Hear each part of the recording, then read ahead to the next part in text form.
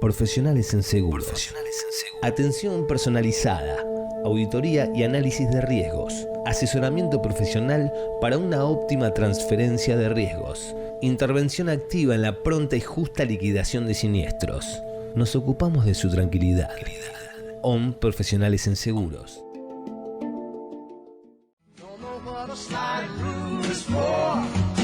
Boletín de pequeñas noticias quincenalmente en forma gratuita en su casilla de correo electrónico.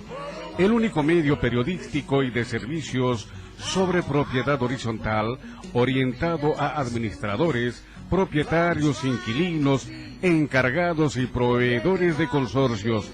Inscríbase en nuestro sitio www.pequeñasnoticias.com.ar. Bueno, muy buenas tardes a todos, bienvenidos a otro programa de Profesionales de Consorcios. Esta tarde tenemos la suerte de tener dos invitadas de lujo. Para empezar tenemos a la licenciada Vanina Braya. Buenas tardes, Vanina, ¿qué tal, cómo estás? Buenas tardes, Juan. Economista y especialista en finanzas, ¿no? Sí. Perfecto. Y a continuación tenemos el lujo de tener a la doctora, abogada, especialista en Derecho Administrativo, ¿no? Por la Universidad Austral, la doctora Paula Modeo, y no menos, diputada nacional, por Tucumán, por Creo Tucumán. Exacto. Todo eso y me quedé corto, creo, pero... Paula, ¿qué tal? ¿Cómo estás? Muchas gracias por venir, por darnos un rato de tu tiempo, en un momento tan difícil que están a las apuradas con las comisiones, con el tema del decreto, de la ley ómnibus, ¿no? Muchas gracias a ustedes por la invitación, siempre es un placer. Bueno, muchísimas gracias. Bienvenida. Tuviste una intervención importante, ¿no? Durante el 2023, así se pudo leer en lo que fue el armado del DNU, o sea, del decreto. Sí, en realidad lo que pasó es que Federico Sturzenegger empezó a pensar cómo reformábamos todo el sistema legal argentino, ¿no? Empezamos con un proyecto de digesto jurídico argentino, que era ver todas las leyes en todas las materias. Entonces él dividió por capítulos, es decir, derecho administrativo, derecho laboral, derecho comercial, etcétera. Y yo casualmente lo conozco a Federico en una conferencia, le cuento que yo había presentado un proyecto de desregulación económica que desregulaba como 15 sectores de la economía. Me dice, mirá, yo estoy trabajando en lo mismo, ¿por qué no te sumás al proyecto? Entonces me dieron el capítulo de derecho administrativo. Entonces lo primero que hicimos es analizar, no me acuerdo cuántas eran, pero 70, 80, no me acuerdo la cantidad de leyes que había vigentes en Argentina sobre derecho administrativo. Leyes, o sea, 70 leyes, que a cada uno tenía X cantidad de articulados. Sí, eran 121, ahora ya no me acuerdo, o sea, era un Excel un gigante, montón. Eran todas las leyes vigentes de Argentina. Entonces, lo que cada capítulo, había distintos equipos, con mi equipo vimos la parte de derecho administrativo, entonces lo primero que hicimos fue identificar qué normas se quedaban, qué normas se iban y qué normas había que modificar. Hago una mini pausa para el oyente que capaz que no es abogado. La parte administrativa es la relación entre el Estado con los particulares. Exacto, O es sea, como nada más y nada menos. es el derecho constitucional de segundo grado, o sea, el Estado, ¿cómo hace el Estado para darte una orden y decirte esto tenés que cumplir, para irte de viaje tenés que sacar un pasaporte, un permiso de construcción? Bueno, todo eso es el derecho administrativo, es el derecho público en la relación del vínculo de la administración entre las distintas administraciones, es decir, la provincia con la nación, los entes autárquicos entre ellos, los entes autárquicos con la nación, y también la relación de los particulares para con el Estado. Claro, entonces tenés temas regulatorios, tenés temas de energía, tenés temas del derecho administrativo propiamente dicho, de los contratos administrativos, de obra pública, de procedimiento administrativo, bueno, es muy amplio. Y justamente este DNU, o sea, en sus 300 y pico de artículos, justamente de lo que más habla es justamente esta relación entre Estado o un retiro del Estado y más respecto de los particulares para dejar un libre comercio, ¿no? O sea, más que otros temas, salvo alquileres y algún otro más, el resto es una intervención del Estado en temas particulares y que el Estado se retire. En el DNU sí, en la ley no. La ley prima lo económico, la ley ómnibus que estamos tratando ahora. Yo le decía, es una parte como más económica y tiene otros temas de derecho civil y de derecho de exportación y tributario, porque eso no podía ir en el DNU. Entonces, lo que yo hice fue identificarlas y después sugerir qué derogar, qué mantener y dónde modificar. Entonces, hice un proyecto en el cual se transforma toda la sociedad del Estado, sociedad anónima, cómo se cambia el proyecto administrativo, de calidad regulatoria, y eso quedó. O sea, no sirvió para Patricia, pero Federico Sturzenegger se lo acercó a Javier Milei. Y bueno. Esa parte política te quiero preguntar un poco, porque yo no sé, yo soy un outsider de todo esto, digamos. ¿Esto en realidad fue pensado para Patricia? Sí, entonces. Sí, en su momento sí. De hecho, era el famoso deróguese. Nos juntamos en la casa de Federico, se los dimos a Patricia antes de las elecciones.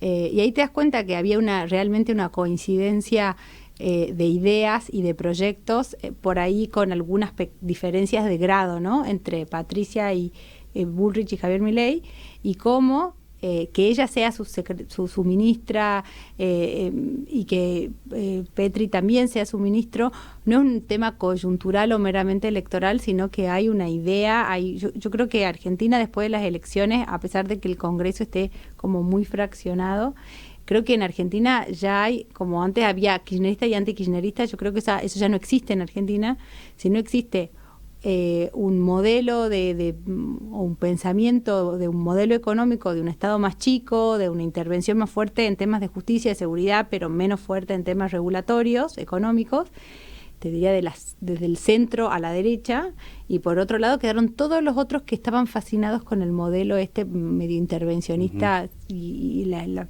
versiones más extremas de la izquierda, del populismo kirchnerista. Y yo creo que ahí está hoy la diferencia. Esa parte de económica, yo le voy a pedir a mi asesora económica si le querés hacer una pregunta desde el lado económico, que a mí me excede, digamos. ¿Cómo crees o cuál sería el impacto que tiene este DNU en caso de que se apruebe por las dos cámaras? El DNU ya está vigente, sí. Claro, o sea, hay que rechazarlo. fuerza. Lo que hay que aprobar ahora es la ley. Lo que se está discutiendo es la ley que incorporaba el DNU, pero ese artículo creo que se saca.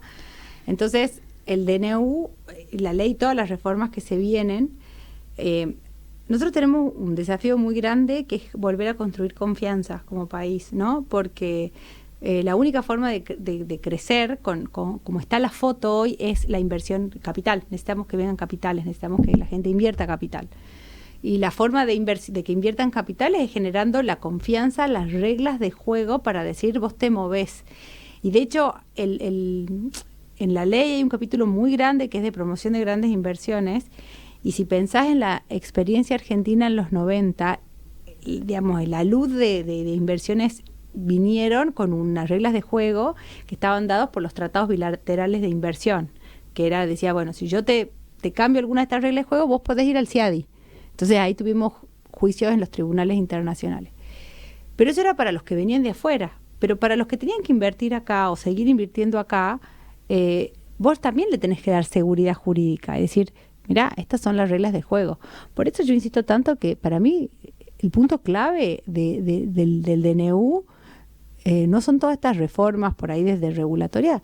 Lo laboral y lo sindical tiene un peso enorme en el proyecto de ley, porque hoy vos no te animás a contratar un empleado o a hacer nuevas inversiones o a crecer por cuestiones laborales, de costos laborales, de un sistema perverso, de un sistema donde los sindicatos tienen demasiado poder, y obviamente también otros incentivos fiscales, otros incentivos regulatorios que te dicen cuánto podías producir, cómo tenés que producir, y hoy se empieza a retirar el Estado ya no hay un burócrata diciendo el precio de las cosas, sino que el mercado la fija. Así que yo creo que tiene mucha importancia el marco para la seguridad económica. O sea, el ajuste sin crecimiento, digamos, no nos va a sacar de esta. O sea, necesita sí o sí crecimiento. Para que haya crecimiento tiene que haber inversión. Claramente, sí. Gracias. Y esta parte del sindicalismo, ¿no? Yo no estoy en contra de los sindicalistas, sí de los abusos, digamos. Es verdad que hubo abusos y estos a mí nunca entendí cómo, si por un lado es bandera la salud pública, al mismo tiempo haya obras sociales y prepagos, sobre todo obras sociales obligatorias, que luego uno le pregunta al afiliado y te dice que no funcionan. Entonces, si digo que sostengo la salud pública, pero no funciona, luego le quito un 3% del sueldo en obras sociales y tampoco funcionan, también y sí o sí la prepaga, porque esto sigue siendo obligatorio cuando en realidad podría ser voluntario el adherirse o no a una obra social. Y según tengo entendido que fue ese el gran momento donde creo que Fonganía en que les da las obras sociales, y el despegue, digamos, de su tradicional pelea por el trabajador a ya tener un interés mucho más económico, cada sindicato, y cada vez más poder, ¿no? O sea, que hoy en día se ha convertido en otra cosa. Yo, por ejemplo, como abogado de propiedad horizontal y conjuntos inmobiliarios, veo que hay un exceso de parte del sindicato en cuanto a la cuota social, en cuanto a la obra social, a la caja de familia. Son al final un 10% que se le descuenta a todo trabajador del sueldo mes a mes, que no se ve retribuido. Cuando él va, por ejemplo, me cuentan que cuando va a la obra social, de repente le dan un turno para dentro de 4 meses, y cuando va dentro de 4 meses, le suspenden el turno y le dan para otros 4 meses más. Entonces también los trabajadores mismos, creo que incluso hay internas. Esto de sindicato único, dentro, yo he escuchado este año pasado, 2023, que hay trabajadores que no están de acuerdo con su sindicato y no tienen la posibilidad de armar un sindicato paralelo, porque es único, entonces no le dejan presentar un segundo partido. Entonces se armó todo algo, una especie de mafia, por así llamarlo, que cada vez es más grave, más engorrosa, y recién con valientes como vos, como Javier Milei, como Victoria Villarruel, es que aparece una luz para los que estamos de afuera, como diciendo, ¿es posible ponerle un freno al sindicato que hasta ahora, hasta ayer, era un tabú? O sea, nunca nadie iba a hablar del tema sindicatos. O sea, nunca a nadie se le hubiese ocurrido hasta hace muy poco hablar de corporaciones oligárquicas que quieren decir que el sindicato son monopólicas en un solo lugar, que tienen una obra social, que tienen todo un fenómeno armado, y cuando alguien dice mediante el DNU, esto va a ser voluntario, va a pasar a ser voluntario, o sea que cada uno va a decidir si se afilia o no se afilia, si quiere la obra social o si quiere una prepaga, o si opta, ¿por qué no?, por la salud pública, ¿no?, que es bandera de Argentina y de muchos políticos hoy.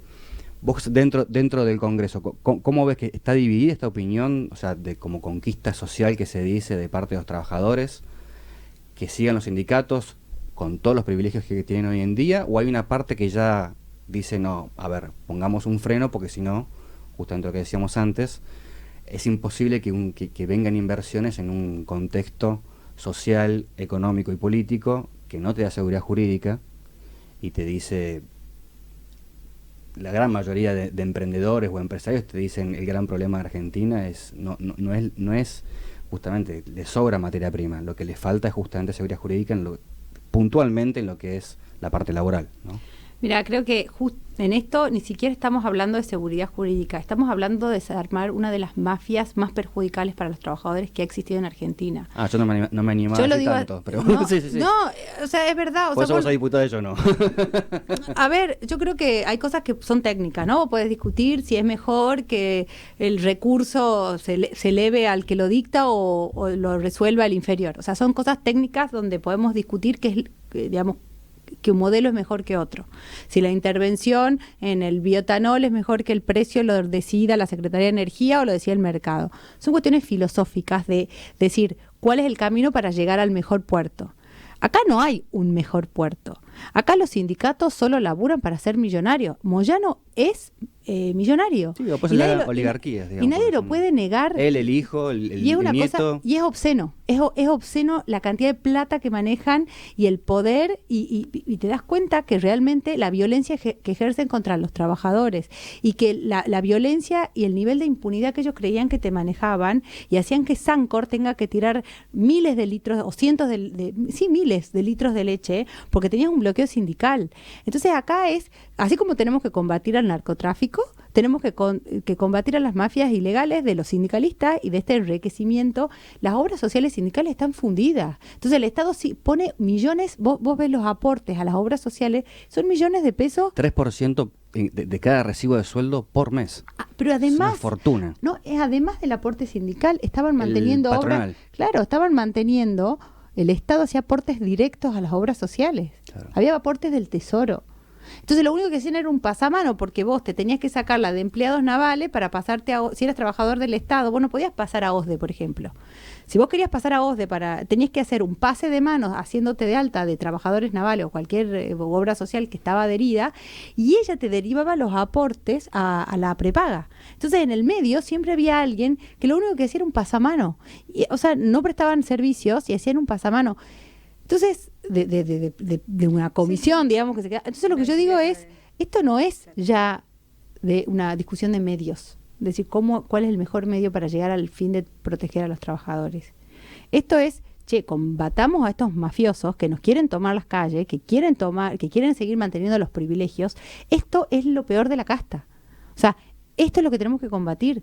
Se han armado kioscos a medida de determinados empresarios poderosos, determinados sindicalistas poderosos que te manejaban la agenda nacional. O sea, la educación ha sido rehén de una mafia sindical. Los paros de Baradel, que se lo hago a uno y no se los hago a otro, es parte de un apriete teniendo como rehén a los niños. En muchas provincias, las juntas de descalificación de los maestros han sido disueltas por la presión del sindicato. Entonces el maestro, que era bueno, que cumplía, que preparaba su clase, que no faltaba, que no presentaba certificado médico trucho, que se formaba, que hacía cursos, no entraba porque no había junta calificadora, y entraba el amigo del puesto por el sindicato, y a la larga estábamos perjudicando al capital más importante que tiene Argentina, que son nuestros niños. Hoy, 3 de cada 10 chicos terminan el secundario. De esos 3 chicos, solamente la mitad, o sea, no se puede dividir 3, pero o sea, si dividimos decimos, bueno, de 6 chicos que terminan el secundario, solamente 2 leen y comprenden textos. El futuro de Argentina está siendo hipotecado porque tenemos una generación de niños y de adolescentes y de jóvenes que no sabe comprender un texto.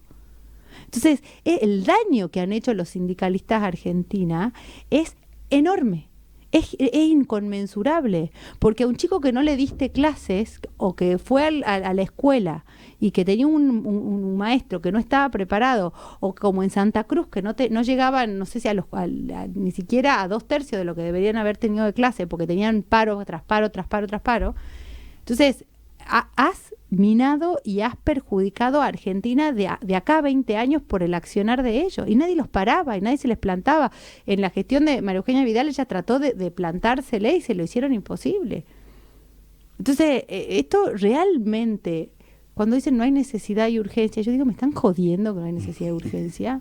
O sea, tenemos una inflación galopante. Es imposible decir que no hubo necesidad, que no hubo, porque si hubo, ¿cuántos DNU hubo de Alberto en los últimos 4 años? Eran 100 y pico. Sí. O sea que si aceptaste que en Alberto había ya necesidad de urgencia, claramente hoy lo hay más. Te estás contradiciendo. Si no dijiste nada cuando Alberto Fernández sacó un DNU de que tenés necesidad de urgencia, ¿por qué un par de meses después te estás diciendo ahora no hay? Como Exacto. Que se haya mejorado todo, ¿entendés? Si ayer no dijiste nada, ahora. Te quería preguntar más relacionado con lo nuestro, que es profesionales de consorcios. Consorcios es conjuntos habitacionales en todo tipo. Puede ser edificios, country, barrios cerrados, club de campos. En la Ciudad Autónoma de Buenos Aires hay un gran problema habitacional. Yo soy porteño de Recoleta de toda la vida, ahora estoy viviendo en Pilar. Pero me sorprende que luego de la pandemia yo antes veía una persona viviendo en la calle cada 3 cuadras, más o menos. Hoy en día veo 3 por cuadra. Te quería preguntar, en Tucumán, ¿existe también este problema habitacional? Donde de repente estamos cautos de una, que es en realidad mucho más macro, que es que no hay créditos hipotecarios, con lo cual uno ya ni siquiera sueña con ser dueño de su propia casa, como fue en alguna otra época en Argentina o en otros países, que uno dice, bueno, saco un crédito hipotecario a 30, 40, 50 años o a 60 y lo pago yo y mis hijos, pero va a ser nuestra casa. Hoy tu incentivo es llegar a alquilar y dentro de 2 años o 3, esa es la discusión de ahora, si es 2 o 3, tener que ver cuáles son las condiciones, porque uno nunca lo sabe, de renovar. Y esto significa que vos tenés hijos, que van a un colegio, que uno busca siempre el colegio cerca a la casa donde vive, o alquila en este caso, lo mismo el trabajo, amigos, actividades de todo tipo, ¿no? En Tucumán, ¿ocurre la locura que ocurre en Ciudad de Buenos Aires? Seguramente en San Miguel debe ocurrir, el resto no sé cómo es. El déficit habitacional, la situación, la emergencia habitacional es en toda Argentina. Es una constante en toda Argentina, porque incluso en los lugares donde vos fomentás la erradicación, como es Neuquén ahora, que tiene tasas de crecimiento altísimas en distintas ciudades que a raíz del desarrollo de los pozos petroleros, o el sur, ahí el problema es la calidad o el lugar donde pueden acceder, pero las estadísticas muestran que la crisis habitacional es muy fuerte en todas las urbes, digamos, de Argentina, sobre todo del centro para arriba. Después tenés la calidad habitacional, que también es otro problema muy grande, y digamos, de alguna manera, desde que entró en vigencia el DNU, empezaron a haber más alquileres. Entonces, sí, un montón.